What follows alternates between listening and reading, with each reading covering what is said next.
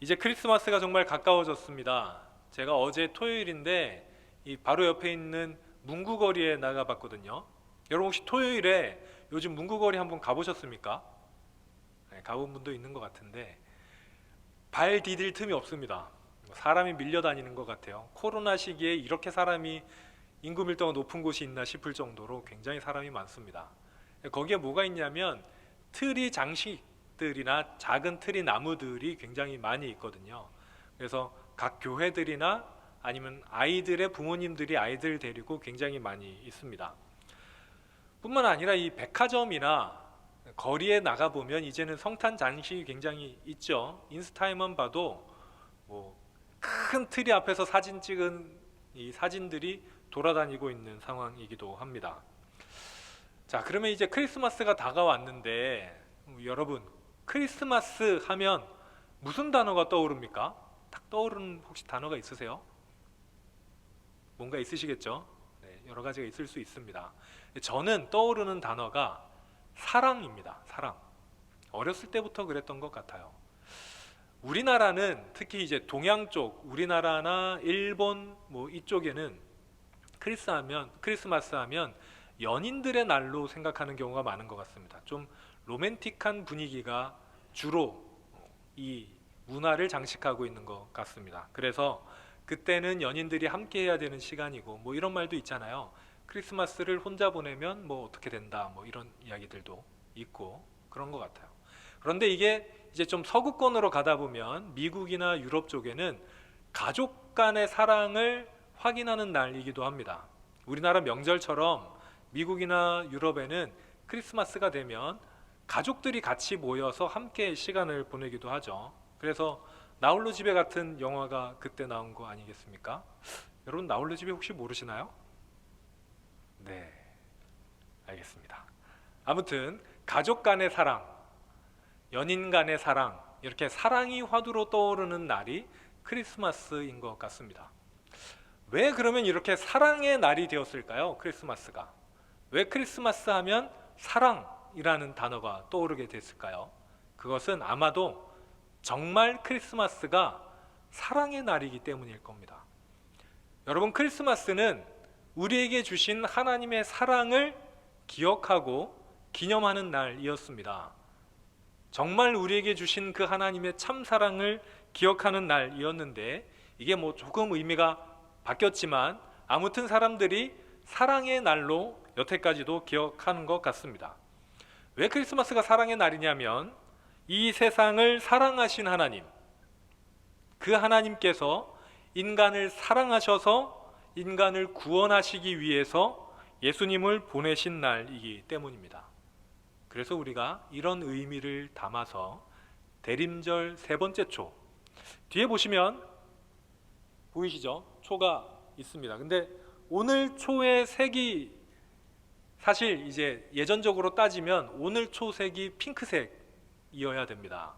그리고 마지막 주가 노란색이나 흰색이 맞고요. 뭐 크리스마스 당일날도 흰색이 맞는데 이 핑크색인 이유는 사랑을 상징하는 초이기 때문입니다. 그래서 우리가 세 번째 초를 켤 때 나를 향한 하나님의 사랑, 하나님께서 사랑하셔서 예수님을 보내주셨지를 기억하는 날이 되어야 될 겁니다.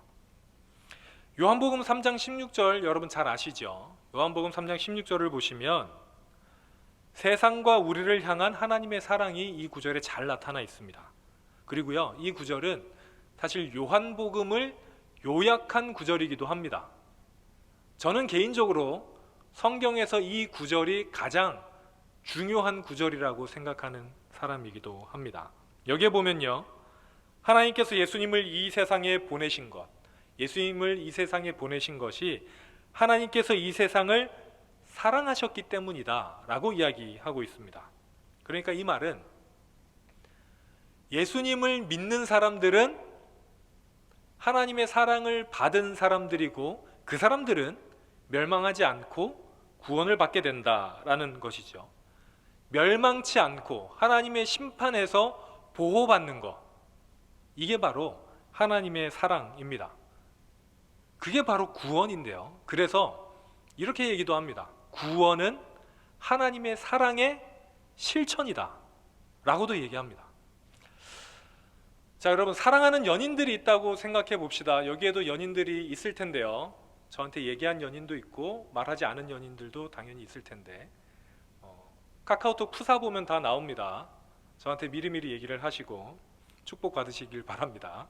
자, 근데 연인들이 있는데 서로 간에 사랑을 표현하지 않는다면 어떻게 사랑이 시작하겠습니까? 내가 아무리 저 사람을 마음속으로 사랑해도 내가 사랑해 라고 고백하지 않거나 어떤 행동을 취하지 않는다면 어떻게 사랑이, 또 사귀는 관계가 시작될 수 있겠습니까? 관계가 시작된다고 하더라도요, 이 사랑을 행동하지 않고 실천하지 않으면 그 관계를 유지하기가 참 어렵습니다. 게리 체프먼이라는 사람이 사랑의 5가지 언어란 책을 쓴 적이 있죠.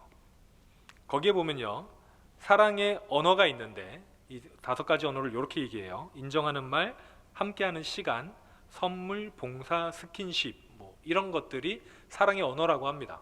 사랑의 언어가 뭐냐면 어떤 사람은 어떤 다른 사람을 사랑할 때 선물을 주는 게 사랑 표현인 거예요.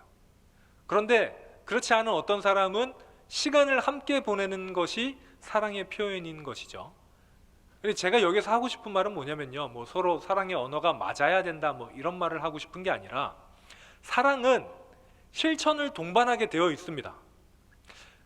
여러분이 보시기에 어떤 사람은 너무 무뚝뚝해서 사랑한다는 말도 안 하고 그 사람에게 선물 같은 것도 못 주고 할지 모르지만 그 사람이 다른 사람을 사랑할 때는 같이 있어준다든지 봉사로 섬긴다든지 하는 역할을 하게 마련이죠. 그러니까 여러분, 사랑은 실천을 동반할 수밖에 없습니다. 마음속으로만 가지고 있는 사랑은 어쩌면 사랑이 아닐 수도 있겠습니다. 여러분, 그래서 사랑은 행동이고 실천입니다. 그런 의미에서 구원은요, 아까 말씀드린 것처럼 하나님의 사랑의 실천인 거죠. 하나님께서 우리를 구원하시는 것은 하나님 사랑을 하나님이 실천하신 행동입니다. 하나님은 우리를 사랑하시기 때문에 그 실천으로 우리를 구원하셨습니다. 오늘 본문에 보시면, 오늘 본문의 시간적 배경은 먼저 최후의 만찬 직후이죠. 그러니까 예수님께서 제자들의 발을 씻겨주시면서 사랑을 보여주시고, 그리고 마지막 만찬을 함께 한 다음에 제자들에게 말씀하신, 어떻게 보면 유언과도 같은 말씀입니다. 그렇게 마지막 유언과도 같은 말씀에서 예수님께서 뭐라고 하십니까? 제자들에게 새로운 계명을 주시면서 서로 사랑해라. 그리고 그 이유를 이렇게 말씀하십니다. 내가 너희를 사랑했기 때문에 너희도 서로 사랑해라 라고 제자들에게 이야기합니다. 그러니까 내가 너희를 사랑한 것, 그 실천이 무엇입니까? 물론 발 씻은 것도 있으시고요, 여러 가지가 있지만 이 당시에는 예수님의 가장 큰 실천이 무엇이었냐면 이 땅에 오신 거였어요. 성육신 하신 거, 그리고 구원하시려고 이 땅에 오신 거. 구원이 하나님의 사랑의 실천이면 예수님의 사랑의 실천은 성육신이셨습니다. 모두 사랑을 베푸신 행동이지요. 그리고 사랑으로 구원받은 우리에게 예수님께서 부탁하십니다. 뭐라고 부탁하십니까? 서로 사랑해라. 예수님께서는요, 우리를 너무 사랑하셨기 때문에 하늘 보좌를 버리시고 이 땅에 오셨잖아요. 그래서 이 땅에서 하나님을 모르는 사람들에게 하나님을 가르치셨고, 아파하는 사람들을 고치셨고요, 하나님의 나라를 모르는 사람들에게 하나님의 나라가 이런 나라다라고 선포하셨습니다. 그리고 마지막으로 십자가를 지시고 우리를 구원하셨죠. 여러분, 이 모든 행동을 통해서 예수님께서 우리에게 하고자 하는 말씀이 있으셨습니다. 그것이 무엇이겠습니까? 내가 너희를 사랑한다 이죠. 예수님은 내가 너희를 사랑한다 이 단순한 말을 이렇게 어렵게 몸으로, 삶으로 우리에게 보여주셨습니다. 그래서 우리가 예수님의 삶을 보게 되면 예수님께서 우리를 정말로 사랑하시는구나를 알 수 있게 된 것이죠. 그러면서 예수님께서 우리에게 부탁하셨죠. 서로 사랑해라. 왜냐하면 그게 제자들이 가야 할 길이었기 때문입니다. 여러분, 교회는 어떤 곳입니까? 교회는 뭐 하는 곳입니까? 이렇게 대답할 때, 이렇게 질문할 때 우리는 여러 가지 대답을 할 수 있겠지만 본질적으로는 예수님께서 하신 것을 이어나가는 공동체입니다. 그냥 우리끼리 좋아서 모이는 공동체도 아니고요, 우리가 그냥 은혜 받자고 모이는 공동체도 아닙니다. 교회가 무엇을 해야 됩니까? 예수님께서 하신 일을 이어나가야 되는 공동체입니다. 그래서 예수님께서 우리에게 서로 사랑하라고 말씀하신 거예요. 예수님께서 이 세상에서 무엇을 하셨습니까? 사랑하셨어요. 예수님께서는 이 세상을 사랑하셨고 우리를 사랑하셨습니다. 말로도 사랑하셨고 행동으로도 사랑하셨죠.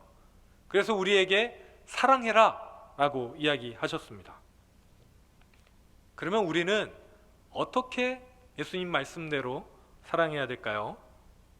오늘 본문에 보니까 예수님께서 내가 너희를 사랑한 것 같이 너희도 서로 사랑해라 이렇게 이야기하시는데, 이 말을 다른 성경에서는 어떻게 이야기하냐면 내 이웃을 너 자신과 같이 사랑해라 이렇게 이야기하거든요. 이게 레위기 말씀을 가지고 온 이야기인데, 레위기에서도 이렇게 내 이웃을 네 자신과 같이, 다른 말로 하면 내 몸과 같이 사랑해라 라고 이야기합니다. 사랑하는 방법을 보여주신 거예요. 어떻게 사랑해야 합니까? 내 몸과 같이 사랑한다 라는 것이죠. 이 세상에 사랑을 정의한 수많은 사람들이 있습니다. 철학자들이 있고요, 학자들이 있습니다. 사랑은 뭐뭐다, 사랑은 어떻게 하는 것이다, 시도 있고 소설도 있고 여러 가지 사람들이 있습니다. 그런데 성경에서 뭐라고 합니까? 사랑은 상대방을 나 자신처럼 여기는 것이다 라고 이야기하는 것이죠. 나 자신처럼 여기는 게 사랑이라면 결국 사랑의 궁극적인 목표는요, 하나가 되는 겁니다. 예수님께서는요, 하나님과 사랑함으로 하나가 되신 분이십니다. 신비한 사랑의 공동체, 하나 되는 연합체, 그것을 우리는 삼위일체라고 부르죠. 삼위일체가 어떻게 하나님 삼위 성부, 성자, 성령님이 하나가 되셨습니까? 사랑으로 하나 되셨거든요. 그래서 우리에게 그와 같이 너희도 서로 사랑해라 라고 이야기하십니다. 그 말은 무엇이냐면 서로 사랑으로 하나가 되라, 연합해라 라고 말씀을 하시는 것이죠.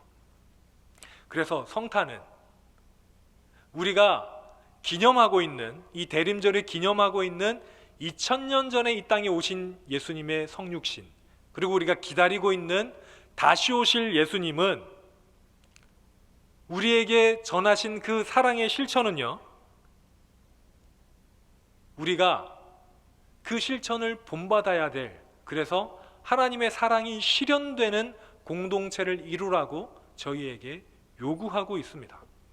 사랑하는 성도님들, 하나님께 사랑받으신 분들이십니까? 스스로 생각하기에 나는 하나님께 사랑을 받았다라고 생각하십니까?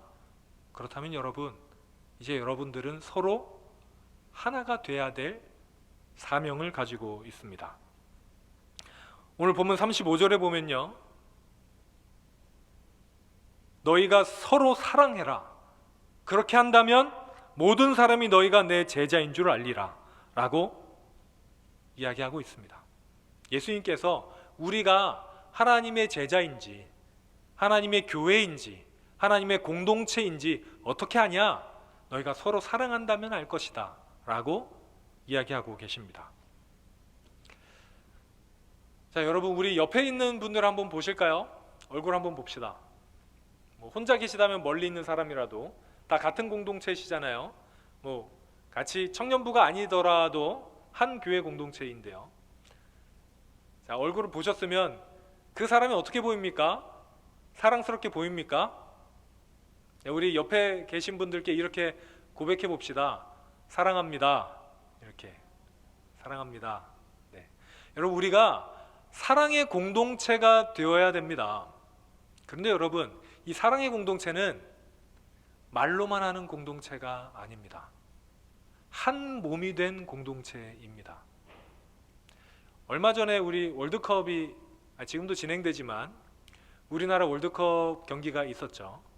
거기에 보면 손흥민 선수가 마스크를 쓰고 뛰었습니다. 왜 마스크를 썼나요? 부상을 입어서 썼죠. 이 안화골절이라고, 저도 정확히 모르는데 4군데가 부러졌다고 하더라고요. 골절이 일어났다고.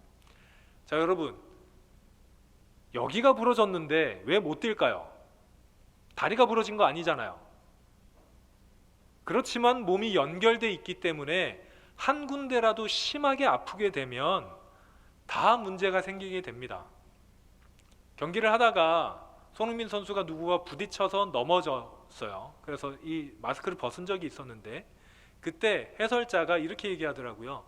몸에 충격이 와도 다친 곳이 아프기 때문에 쉽지 않을 거다라고 이야기를 했었습니다.